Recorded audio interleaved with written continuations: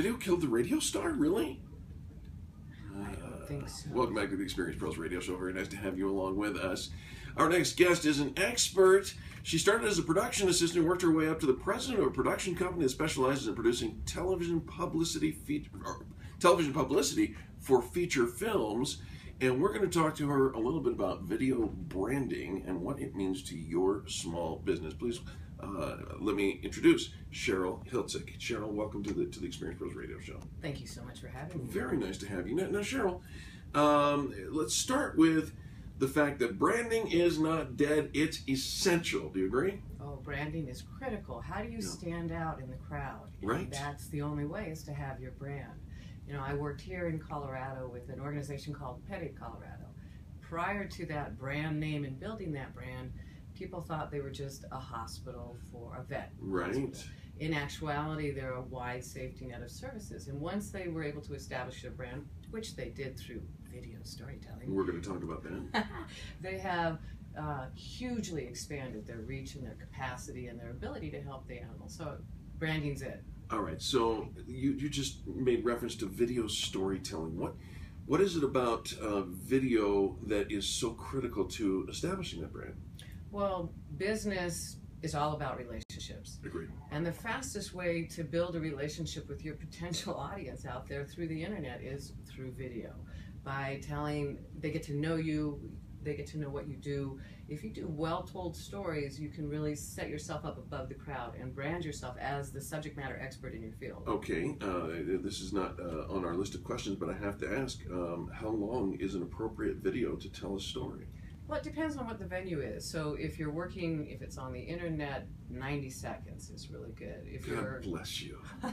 If you're doing an event, no, they like 4 minutes. I like 7 because I'm a deep storyteller. Okay, all right. But, so as long as there's content and a captive audience. Right. You have to know where your audience is looking for you so that you can tailor your videos to match, their needs. If you have a high-end spend by your clients, or if you're, you need to make sure that your videos are matching that, that quality, that you're visually telling the story.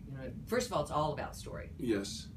But then there's all the other nuances that go with video. I spent the better part of 2.5 decades as a professional stage illusionist, and I held off on doing a promo video for years because I was not willing to put out junk.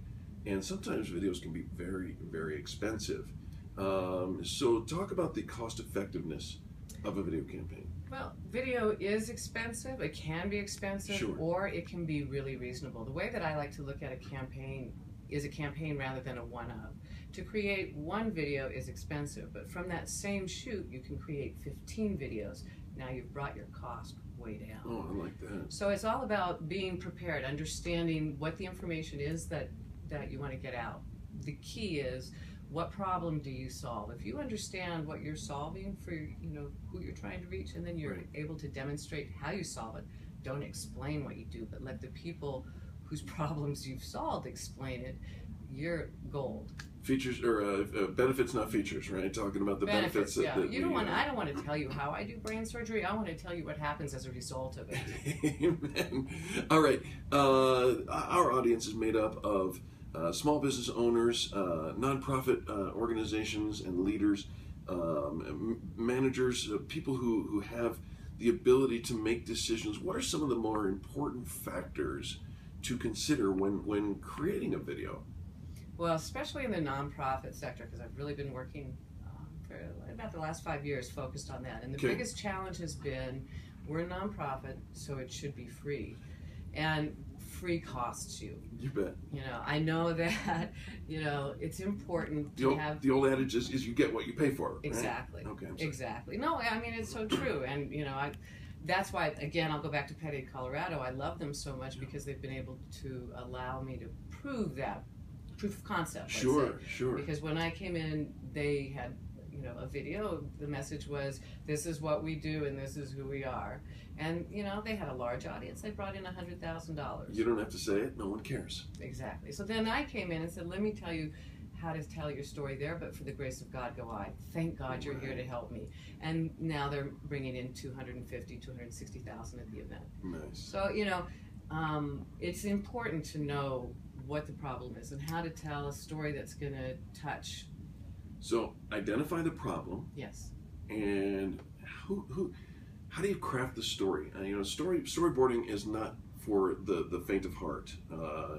That's a skill. It is. It's if you're going to do your own, it's a little challenging, or who you're going to hire. But what's really important is the preparation, before you go in with the camera, because that's where you're spending, most of your money. Camera editing. So Sure. If you understand, you lay out your story, so you pre-interview and you talk to the people and you get a sense of what the story is going to be, so that when you go in, or for me, when I go in to sit down to do the interview, I know the questions to ask to get what I need. Okay, so we've covered, you got to have, your audience, you got to have, you didn't say it, but I think it's safe to say that you got to have a budget. You do need to have a budget. I think that's reasonable. We had a meeting late last night and ran into after the 10 o'clock hour, and one of the people that we were talking to says, it's so important to identify people who are serious about their business. You can identify them because they're the people who are investing in their business. Correct. Yeah. And I have worked with, you can do video at all levels. You can shoot it on your iPhone, you can shoot it with an experienced cameraman, or you can shoot it with Colorado's Filmmaker of the Year, Sure. Lilo Rodriguez. Yeah, that's who I like to use. Right. And the difference is humongous. But, if your clients are spending, if your average spend of your customers $150 or something, well, you can get away with a lower, quality Sure. camera, but it's still, the number one thing is story. Number two would be sound, because if you don't sound clear, you've lost your message. You were speaking in my language. It is so important. That audio is, oh yeah, right. Do you remember that, folks? And it's not all that distant, because we hired somebody to help us with commercials and television broadcast commercials, and the commercial was great. The audio was horrible. Oh, and it's heartbreaking. I know. I recently did a project where I forgot to hit the double tap on the mic, and and it was such a great soundbite. And you can't recreate those things. No. And one of the things I think that really enables anybody to connect with their audience is when you're speaking from the heart. Right. When you're speaking from a script or reading from a teleprompter, there's a barrier. There's a line between you and them, and I think it's really visible. You'll walk away from this encounter knowing that there are no scripts to the Experienced Pros radio show. We have a couple of bullet points, and then we have a conversation. Exactly. And it's authentic that way. Well, and that authenticity is what sets you apart as a subject matter expert. If you can stand tall in what you're saying and deliver it, then you're believable. And if people believe you, they'll come to you. Absolutely. The third most important factor? The third most important factor. Did we cover them? I think we may have already covered them. The authenticity is probably that third element, and we'll leave it at that. Yeah. How about this? Do you have a final thought for our business owners, our nonprofit organizations who are thinking, I would benefit from branding, but I just don't know what that first step is. Where do we begin? You begin by calling me. Oh, I would. What's the number? Well, that would be here in Denver. Sure.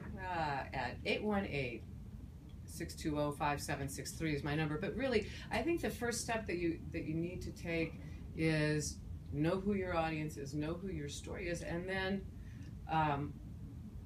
how are you going to reach them? Yeah. Where is your audience looking? Are they on YouTube? Are they, is it Google? Is it, but really what I wanted to get to was the thing about businesses and nonprofits working together. Sure. Publicity is the best form of marketing, I think. I mean, that's what I did for the studios for 20 years. Of course. And so the publicity of when a business is working with a nonprofit, the ability there is to leverage that association and create fantastic publicity. One, about who you are and what you do. Two, your commitment to community. You're showing it by being involved with this nonprofit. You bet. And then, so it's a win-win for everyone. So any business owner that's out there that's involved with a nonprofit that has them on their sites, talk to them about how can we work together to create some great traction out there. I love it. Cheryl Hiltzik is our guest today. 818-620-5763.